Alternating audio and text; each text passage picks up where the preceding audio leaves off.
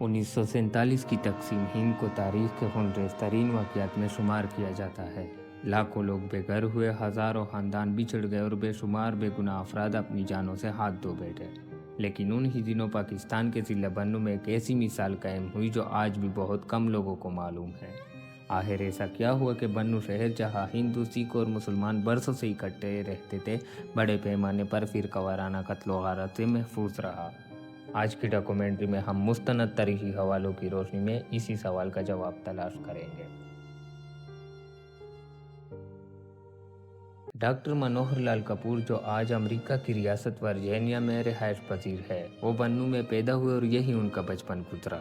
अप्रैल 1948 में जब उनकी उम्र महज 11 बरस थी, वो भारतीय हुकूमत के खसूसी तैयारे के जरिए पाकिस्तान से इंडिया के शहर अम्बाला रवाना हुए।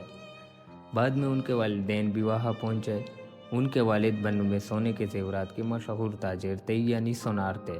तकसीम के बाद जब हिंदू और सिख हिजरत करने लगे तो उनका कारोबार फीका पड़ने लगा और मुस्तकबिल गैर यकीनी का शिकार हो गया, क्योंकि उनके ज़्यादातर गाहक यही लोग थे जो बन्नू से हिजरत कर रहे थे। सरकारी तैयारे में सामान ले जाने की इजाज़त बहुत कम थी, इसलिए उन्हें अपने ज़्यादातर कीमती असासे यही बन्नू में छोड़ने पड़े। डॉक्टर मनोहर लाल कपूर का कहना है कि उन्होंने अपनी ज़िंदगी में बन्नू शहर के अंदर ना कोई कत्लेआम देखा और ना ही इसके बारे में किसी से सुना। उन्हें बन्नू किसी खतरे या दबाव की वजह से नहीं, बल्कि अपनी मर्जी से छोड़ना पड़ा। बरसों बाद 1991 में जब उनकी उम्र 44 बरस थी, वो एक दफ़ा फिर बन्नू आए। यहाँ उन्होंने 3 दिन तक क़याम किया और बचपन की गलियों में घूमता रहा, मगर पुराने जानने वालों में सिर्फ एक शख्स से मुलाकात हो सकी। शहर काफ़ी बदल चुका था, मगर यादें वही पुरानी थी। डॉक्टर कपूर के इस बात की तायीद के बन्नू तकसीम के दौरान पुरअमन रहा एक और शख्स फतेह चंद भी करते हैं। फतेह चंद भी 15 मई 1914 को बन्नू में पैदा हुए और तकसीम के बाद भारत के शहर फरीदाबाद मुंतकिल हो गए।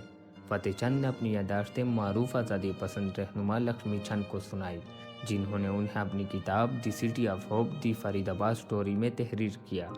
फतेह चंद के मुताबिक एक शख्स जो मुबैना तौर पर भारत के शहर बिहार से बन्नू हिजरत करके आया था, बन्नू में एक इज्तिमा से खिताब करते हुए बिहार में मुसलमानों के साथ होने वाले मज़ालिम से लोगों को आगाह कर रहा था और उन फसादात का बदला बन्नू के हिंदुओं और सिखों से लेने पर उकसा रहा था।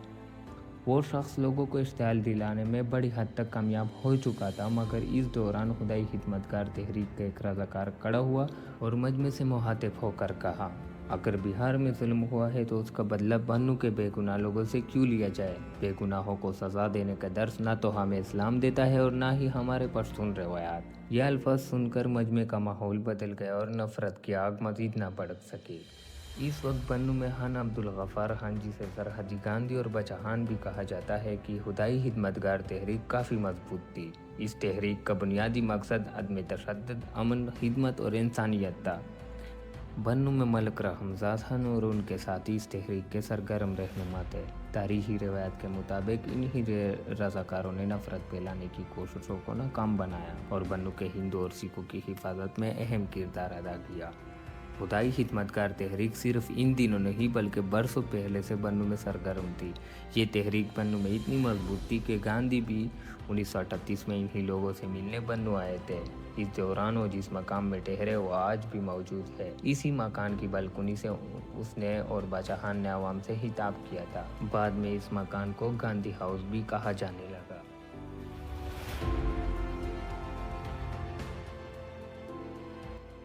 आज जब दुनिया नफ़रत की नई दीवारें खड़ी कर रही है, बन्नू की ये कहानी हमें याद दिलाती है कि असल ताकत बंदूक में नहीं, इंसानियत में होती है। शायद इसीलिए तकसीम के खूनाशाम दिनों में जब पूरा बार सगीर चल रहा था, बन्नू के कुछ लोगों ने नफ़रत के सामने इंसानियत का चिराग रोशन रखा।